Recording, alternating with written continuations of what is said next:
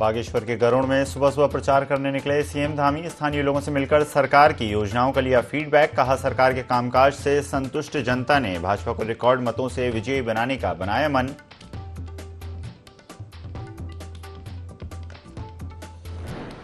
कृषि मंत्री गणेश जोशी ने राजकीय उद्यान चौबटिया का किया निरीक्षण। अधिकारियों को चौबटिया के रिसर्च सेंटर को पुनर्जीवित करने के दिए निर्देश। हुर्टी टूरिज्म के रूप में विकसित करने के भी दिए निर्देश।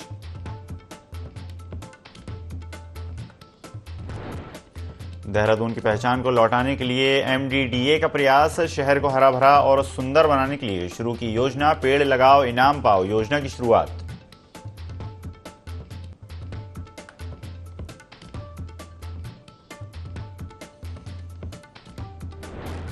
ग्राइंडर ऐप से लोगों को फंसाने वाले गिरोह का भांडाफोड़। एसओजी ने 3 आरोपियों को दबोचा। बिहार से आए युवक को आरोपियों ने बनाया था निशाना।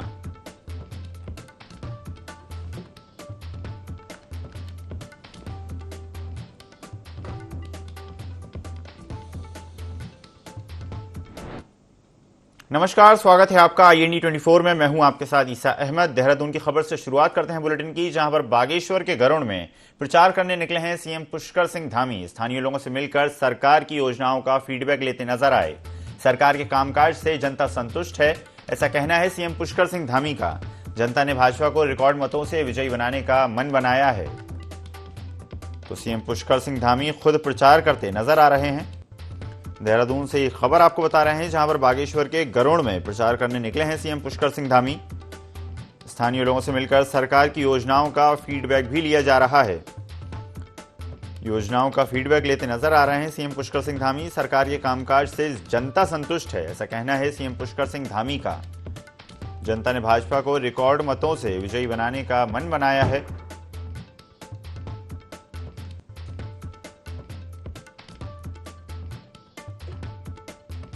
तो देहरादून से ये तस्वीरें आपको दिखा रहे हैं, जहां पर सीएम पुष्कर सिंह धामी जनता के बीच पहुंचे।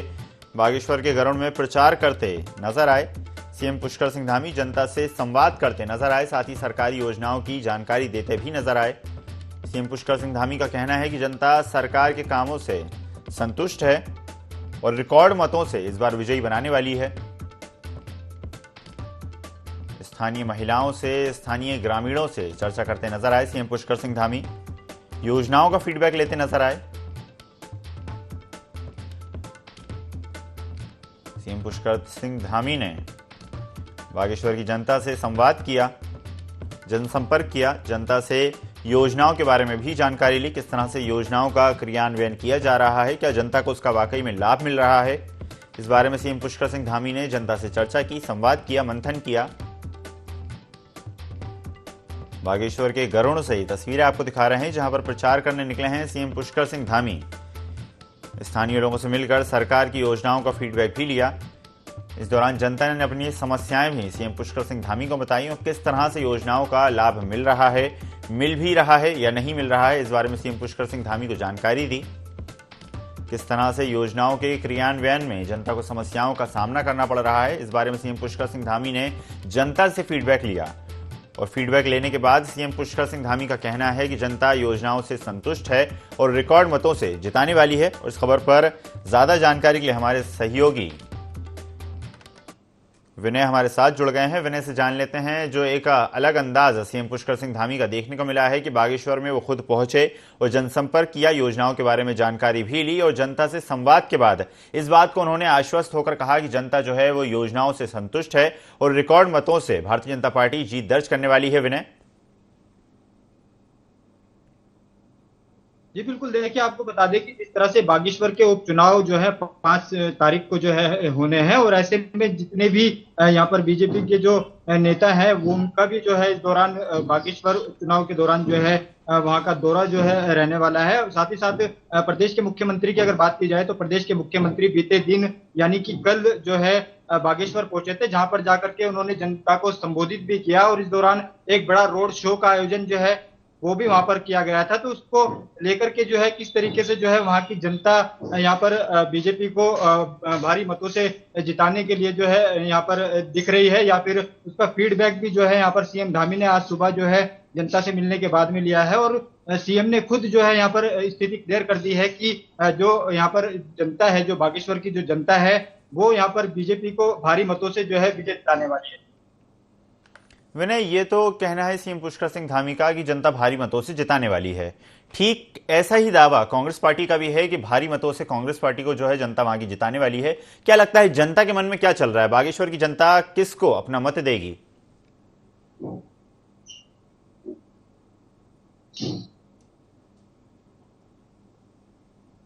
जी विनय,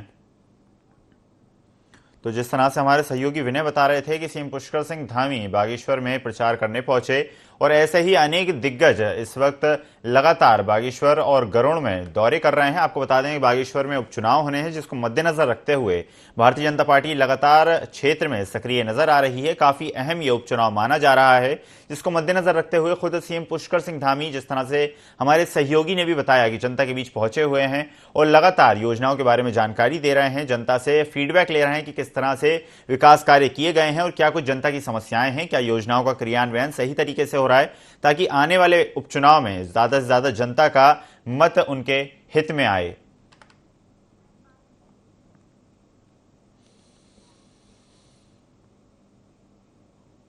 हरिद्वार में बिलेश्वर महादेव मंदिर में देश की उन्नति के लिए हवन की पूर्ण आहुति दी गई। आयोजन में बड़ी संख्या में साधु संत शामिल हुए। संसद के विशेष सत्र में एक देश एक चुनाव को लेकर बिल पास होने की चर्चा की जा रही है, जिस पर साधु संतों ने खुशी जताई। साधु संतों का कहना है कि अलग अलग चुनाव होने के कारण काफी पैसा खर्चा होता है।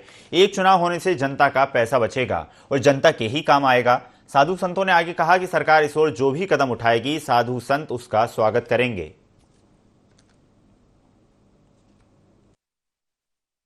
भगवान शंकर का रुद्राभिषेक किया जाता है और रुद्राभिषेक के बाद ये जो है हवन किया गया आज भगवान शंकर का, विश्व शांति के लिए किया गया। भारत तरक्की करे, जिस तरीके से भारत का नाम ऊंचा होते जा रहा है, ये सभी संतों के द्वारा आज प्रार्थनाएं की गई है।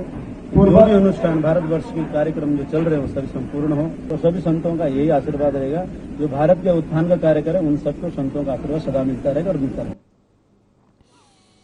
साइबर अपराधों से बचने के कई तरीके आपने देखे होंगे, लेकिन अब उत्तराखंड पुलिस ने एक नया तरीका निकाला है, जो साइबर अपराधों से बचने के लिए आपको जागरूक तो करेगा ही साथ रोमांच से भरा हुआ होगा।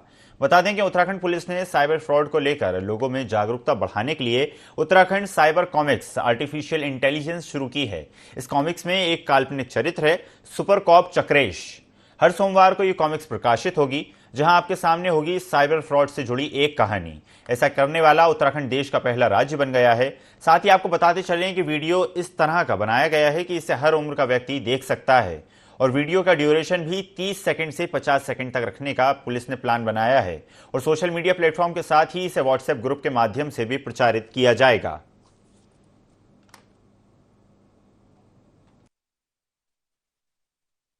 जो आर्टिफिशियल इंटेलिजेंस का माध्यम से जो कॉमिक्स बुक्स जो है, इसमें विभिन्न प्रकार का जो साइबर क्राइम जो पब्लिक के साथ हो सकता है, उसका पब्लिक अवेयरनेस करते हुए ऐसा कुछ अपराध उनके साथ घटित हो गया तो फिर उसका कैसा रोकथाम कर सकते हैं, तो उसको क्या करना है उनका जो, क्योंकि हमने ये देखा है कि जैसा आम जनता तक हमें पहुंचाने के लिए विभिन्न जो हम प्रयास कर रहे हैं, उसमें एक प्रयास है जो कार्टून का माध्यम से 30 सेकेंड्स 40 सेकेंड्स का क्लिप का। अब ज्यादातर मोबाइल जो है और इस टेक्नोलॉजी में बच्चे बहुत जल्दी जुड़ जाते हैं, उनका एक अवेयरनेस क्रिएट करने के लिए भी ये एक अच्छा सक्सेसफुल मेथड है।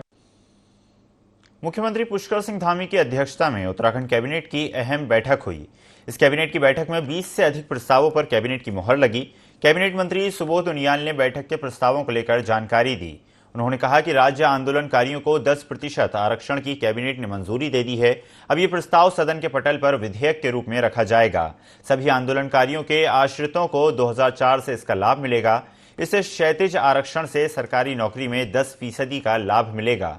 आगामी 5 से 8 सितंबर तक आयोजित होने वाले विधानसभा के मानसून सत्र में 11,000 करोड़ के सप्लीमेंट्री बजट को भी कैबिनेट ने मंजूरी दी है।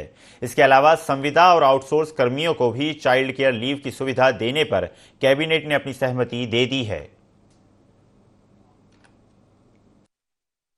मंत्रिमंडल ने बहुत महत्वपूर्ण जो राज्य आंदोलनकारियों के लिए 10% क्षैतिज आरक्षण का जो प्राविधान पूर्व में किया गया था, उसको आज फिर मंत्रिमंडल ने अनुमोदन दिया है और ये 2004 से लागू होगा, ताकि जो हमारे आंदोलनकारी भाई हैं किसी की सेवाओं पर इसका विपरीत प्रभाव न पड़ सके।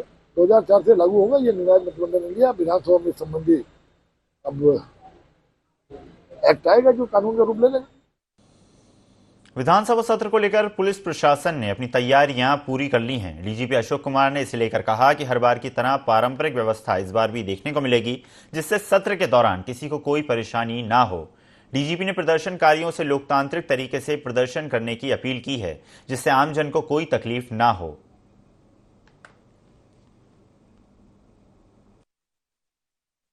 हमारी ओर से सत्र की जो पूर्ववत व्यवस्थाएं की जाती रही हैं वैसी व्यवस्था की जा रही है। पूरी तरह से चाक चौबंद व्यवस्था, सुरक्षा व्यवस्था रहेगी हमारी ओर से। जो पारंपरिक रूप से होता रहा है वही व्यवस्था रहेगी, बैरिकेडिंग की भी। और हमारा प्रयास रहेगा कि लोगों को कम से कम असुविधा हो। और मैं बाकी सभी लोगों से भी अपील करूंगा जो लोग आंदोलन आदि की योजना बनाते हैं धरना प्रदर्शन की, कि कृपया करके अपना धरना प्रदर्शन लोकतांत्रिक रखें और प्रयास करें कि लोगों को असुविधा न होने। फिरान कलियर थाना क्षेत्र के हद्दीपुर अड्डे पर दो पक्षों में हुए विवाद में पुलिस ने 6 नामजद और 2 अज्ञात लोगों के खिलाफ मारपीट, गाली गलौज और जान से मारने की धमकी का मामला दर्ज किया है। हद्दीपुर में एक दुकान पर कुछ लोग सामान खरीद रहे थे। इसी दौरान दूसरा पक्ष भी वहां सामान खरीद रहा था। दोनों पक्षों में किसी बात को लेकर कहासुनी हो गई और देखते ही देखते दोनों पक्षों में जमकर मारपीट होने लगी। बताया गया है कि इस दौरान एक पक्ष ने 2 से 3 दुकानों में तोड़फोड़ भी की। वहीं मारपीट की घटना का सीसीटीवी फुटेज भी सोशल मीडिया पर वायरल हो रहा है।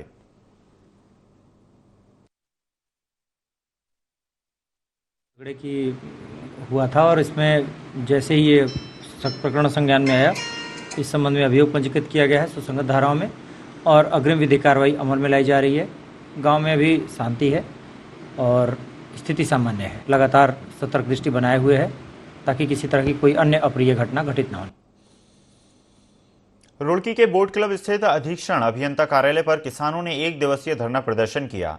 भारतीय किसान यूनियन टिकैत के जिला अध्यक्ष विजय शास्त्री ने इसका नेतृत्व किया। किसानों ने आरोप लगाया कि विद्युत विभाग के द्वारा लगातार किसानों का उत्पीड़न किया जा रहा है, जिसको लेकर धरना प्रदर्शन किया गया। इस दौरान विजय शास्त्री ने बताया कि किसानों की कई विद्युत समस्याओं को लेकर धरना प्रदर्शन किया गया है, जिसमें अघोषित बिजली कटौती, ट्यूबवेल और घरेलू बिल सही भेजने समेत कई मांगों को लेकर धरना प्रदर्शन किया गया। आगे कहा कि अगर जल्द मांगे पूरी नहीं की गई तो विद्युत विभाग कार्यालय पर अनिश्चितकालीन धरना दिया जाएगा। मेन धरना चला हुआ किसानों की समस्याओं को लेकर 40-42 दिन से एसडीएम कार्यालय पर चला हुआ। उसी तरह जो विभाग की जो गलतियां रहा उस विभाग पर हम धरना प्रदर्शन करते रहे, क्योंकि बिजली की बहुत ही ज्यादा समस्या क्षेत्र में चल रही। अघोषित कटौती को लेकर चल रही, विजिलेंस के जो छापे मारे जा रहे वो गलत तरीके से छापे मारे जा रहे और ज्यादा जुर्माना 50-50 हजार 1 लाख का जुर्माना बनाया जा रहा है। तो किसान मजदूर कहाँ से इतना जुर्माना देगा। और ये जो बिजली की समस्या है ना, उन्होंने लेकर आज यहाँ कार्यालय पर धरना प्रदर्शन किया गया। आज ये 1 दिवसीय धरना प्रदर्शन में आएगा। अगर बिजली की समस्या का समाधान नहीं होगा तो जल्द ही फिर यहाँ निश्चितकालीन धरना चला। मुख्यमंत्री पुष्कर सिंह धामी ने खटीमा गोलीकांड की 29वीं बरसी के अवसर पर नगर के मुख्य चौराहे पर स्थित शहीद स्मारक में गोलीकांड में शहीद हुए राज्य आंदोलनकारियों की प्रतिमाओं का अनावरण किया। इस अवसर पर मुख्यमंत्री के साथ रक्षा राज्य मंत्री अजय भट्ट ने भी शहीद आंदोलनकारियों को पुष्पांजलि अर्पित की। मुख्यमंत्री ने उपस्थित जनसमूह को संबोधित करते हुए कहा कि हमारा लक्ष्य है कि हम राज्य निर्माण के लिए अपनी शहादत देने वाले शहीदों के सपनों को सच करने वाले उत्तराखंड राज्य का निर्माण करें और हम इसके लिए लगातार काम कर रहे हैं। यह हमारे लिए गर्व की बात है कि आज हम राज्य निर्माण के लिए अपनी आहुति देने वाले शहीदों को सम्मानित कर पा रहे हैं।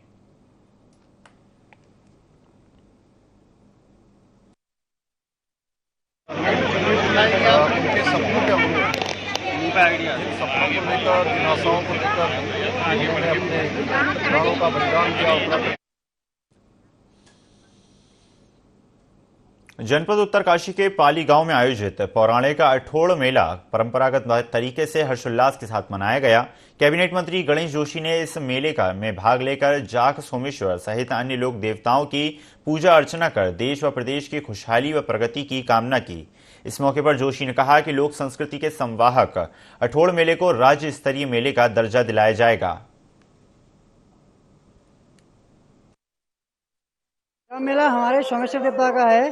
मतलब अब तो मतलब पहले से होता है हमारे सोमेश्वर देवता का। हमारे सोमेश्वर देवता पहले मतलब भेड़ाल को बोलते हैं कि पहले भेड़ाल था, बोल सोमेश्वर देवता मतलब ऐसे बोलते हैं कुछ, उस चक्कर से ये मेला होता है हमारा। मेले हमारे संस्कृति के वाहक होते हैं। हमारी संस्कृति को जिंदा रखने के लिए इस प्रकार के मेलों का आयोजन होना बहुत जरूरी है। माननीय मुख्यमंत्री जी के नेतृत्व में पशुपालन क्षेत्र में कई योजनाएं हमने चलाई हैं। मैं उसके लिए यहाँ के लोगों से बातचीत करके, ताकि हमारी परंपराएं समाप्त न हो, क्योंकि किसी भी समाज की पहचान उसकी सांस्कृतिक विरासत से होती है और सांस्कृतिक विरासत को जिंदा रखने के लिए इस प्रकार के आयोजनों का होना बहुत जरूरी है। इस अवसर पर एक मांग की गई कि उसको राज्य मेला घोषित किया जाए। मैंने उसकी भी घोषणा की है। माननीय मुख्यमंत्री से बातचीत कर 5 साल में एक बार बहुत बड़े स्तर पर यह मेला होगा और उसको राज्य मेला घोषित किया जाएगा। उत्तराखंड के राजनीतिक गलियारों में इन दिनों यमकेश्वर से बीजेपी विधायक रेणु बिष्ट का सोशल मीडिया पोस्ट तेजी से वायरल हो रहा है, जिसमें वो अपनी ही पार्टी पर सवाल खड़े करते नजर आ रही हैं। इस पर विधानसभा अध्यक्ष रितु खंडूरी ने अपनी प्रतिक्रिया दी। उन्होंने कहा कि रेणु बिष्ट से पहले वो 5 साल यमकेश्वर की विधायक रहीं और उनसे पहले 15 साल तक विजय बर्थवाल। इस दौरान सड़क, बिजली, पानी सभी के लिए पूरे प्रयास किए गए। उनका बयान उनका निजी मत हो सकता है। आप सबको पता है कि 5 तारीख से हमारा सत्र, मानसून सत्र शुरू होने जा रहा है और उसमें आपको ये भी भली भांति ज्ञात है कि हम लोग सुरक्षा बैठक का किसी भी सत्र को शुरू होने से पहले करते हैं। तो उसी के तहत ये आज बैठक हुई है और सारे अफसरान यहाँ पहुँचे थे और उनसे किस तरह से सुचारू रूप से हम अपना सदन चला पाएँ, अपना सत्र चला पाएँ, साथ ही साथ आम जनता को किसी प्रकार का कष्ट ना हो, दिक्कत ना हो, इस पर हम लोगों ने आज विचार किया और उसके बाद मैंने निर्देशित किया है कि सुचारू रूप से हमारा सदन चले। इसके लिए हम लोग सब प्रयासरत रहें और साथ ही साथ जनता को जो ट्रैफिक में इश्यूज होते हैं वो कम से कम मिनिमम हो, इस पर हम लोगों ने आज बातचीत की। विधानसभा में महत्वपूर्ण बैठक का आयोजन किया गया। इस बैठक में अधिकारियों को अहम निर्देश देते हुए विधानसभा स्पीकर रितु खंडूरी ने कहा कि हर विधानसभा सत्र से पहले सुरक्षा को लेकर बैठक की जाती है और इस बार भी वैसी ही बैठक की गई। विधानसभा स्पीकर ने आगे कहा कि इस दौरान समस्त विभागों के अधिकारियों को बैठक में बुलाया गया था ताकि विधानसभा में बैठकें सुचारू रूप से चल सकें। इसके साथ ही जनता को कोई तकलीफ ना हो, इस पर विशेष निर्देश दिए गए। इस बार ट्रैफिक की वजह से जनता को कोई तकलीफ ना हो, इसका विशेष ध्यान रखा जाएगा।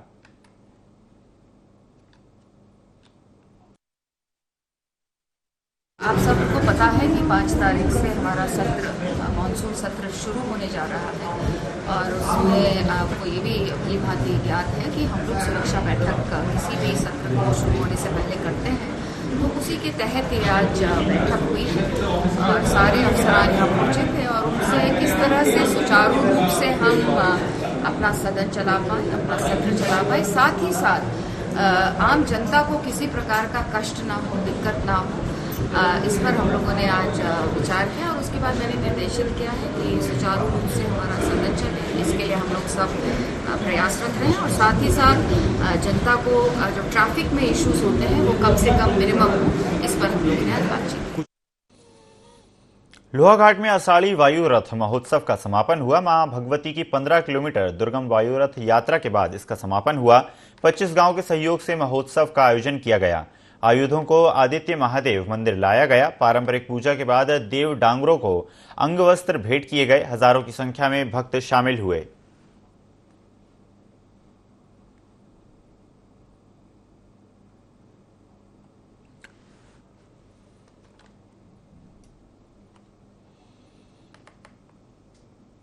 हरिद्वार में डेंगू के मरीज लगातार बढ़ते जा रहे हैं। बहादुराबाद ब्लॉक के रोहालकी में भी डेंगू के नए मामले सामने आए हैं, जिससे डेंगू के मरीजों की तादाद अब 100 के पार हो गई है।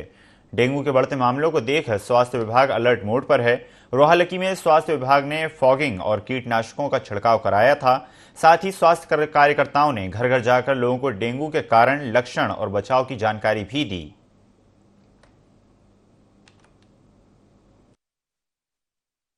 लगभग 8 दिन से यहाँ लोग डेंगू से पीड़ित चल रहे थे। उसके लिए प्रधान जी की टीम भी लगी हुई है और स्वास्थ्य विभाग की टीम को हमने सक्रिय किया है और लगभग 3 दिन से लगातार स्वास्थ्य विभाग की टीम भी सक्रिय है। लगभग सभी लोगों का टेस्ट तो ले लिया गया है। अब दवाई छिड़काव का कार्य हर घर तक किया जा रहा है। प्रधान जी ने पहले भी नालियों में, गलियों में, सब सारे में दवाई छिड़कवा दी है। अब स्वास्थ्य विभाग की टीम के द्वारा ये कार्य हर घर के अंदर, हर कोने तक पहुंचने का काम, दवाई छिड़काव का कार्य करने का कार्य चल रहा है। काफी संख्या में बढ़ रहे हैं। इसमें देखिए, अब उसमें नंबर्स बढ़ भी सकते हैं, तो इसलिए जनपद के जितने भी नागरिक हैं उन सभी से अनुरोध है कि सोर्स रिडक्शन पे हम लोगों को काम करना चाहिए। जो साफ पानी में डेंगू का लावा पलता है और घरों में जो पानी रोक के रखते हैं, चाहे घड़ों में हो या बाल्टियों में हो, उसको लगातार चेक करने की जरूरत है। देहरादून में दिसंबर माह में प्रस्तावित ग्लोबल इन्वेस्टर समिट के आयोजन के लिए सरकार ने तैयारियां तेज कर दी हैं। इसके तहत आज देहरादून में मुख्यमंत्री पुष्कर सिंह धामी ने समिट के लोगो और वेबसाइट को लॉन्च किया। मुख्यमंत्री पुष्कर सिंह धामी ने कहा कि अब तक 16,000 करोड़ की ग्राउंडिंग हो चुकी है। देश में तमाम उद्योगपतियों से बातचीत चल रही है। सरकार ने ऐसे नियमों और कानूनों को भी हटाया है जिसके कारण राज्यों में उद्योगों को स्थापित करने में दिक्कतें हो रही हों। राज्य में कानून की स्थिति, माहौल और पर्यावरण निवेश के लिए काफी बेहतर है। सरकार की कोशिश है कि बड़ा निवेश इस समिट के माध्यम से राज्य में आए। बता दें कि दिसंबर महीने में होने वाली इस समिट से राज्य सरकार ने 2.5 लाख करोड़ के निवेश का लक्ष्य रखा है। इस लक्ष्य को हासिल करने के लिए राज्य सरकार लगातार निवेश को बढ़ावा देने की कवायद में जुटी है। ग्लोबल इन्वेस्टर समिट है 2023 की, उसका लोगो और वेबसाइट लॉन्च हो गई है और ये लगातार आज हमारा विधिवत रूप से अब जो काम है औपचारिक रूप से वो प्रारंभ हो गया है। और अभी तक लगभग 16,000 करोड़ रुपए की जो ग्राउंडिंग हमने 25,000 करोड़ का जो लक्ष्य लिया था उसमें हो गई है। और बहुत सारे उद्योग समूह, देश के बहुत सारे इंडस्ट्री लीडर हमारे लगातार संपर्क में हैं, लगातार संवाद कर रहे हैं। और 6,000 एकड़ लैंड बैंक इसमें अभी तक बनाया जा चुका है। उत्तराखंड लोगों के लिए एक इंडस्ट्री के क्षेत्र में, इन्वेस्टमेंट के क्षेत्र में एक शानदार डेस्टिनेशन बन रहा है। हर दृष्टि से लोगों के लिए उनको सूट करता है। हर प्रकार से एक अच्छा वातावरण इन्वेस्टमेंट के क्षेत्र में है और हमारा प्रयास है कि इस बार एक बड़ा इन्वेस्टमेंट का समूह उत्तराखंड के अंदर आए। 2.5 से ज़्यादा जो हमारी विभागों की नीतियाँ वो बदली गई और उनको जो हमारा निवेश फ्रेंडली कहें या इन्वेस्टमेंट फ्रेंडली कहें, लोगों के जो हमारे इन्वेस्टर्स हैं उनके लिए उसमें कई तरह की रियायतें दी गई हैं। तो निश्चित रूप से देखिए, वो मीडिया के माध्यम से, आपके माध्यम से ही वो लोगों की जानकारी में आएगा और जब हम अपना कार्य अच्छे तरीके से करेंगे और लोगों के संज्ञान में आएगा तो उत्तराखंड के लिए यहाँ पर आकर के अपना निवेश करने के लोग प्रेरित होंगे। तो मीडिया की भूमिका अपने आप में महत्वपूर्ण हो जाती है। इस बुलेटिन में फिलहाल इतना ही। खबरों का सिलसिला लगातार जारी है। बने रहिए INE24 के साथ। नमस्कार।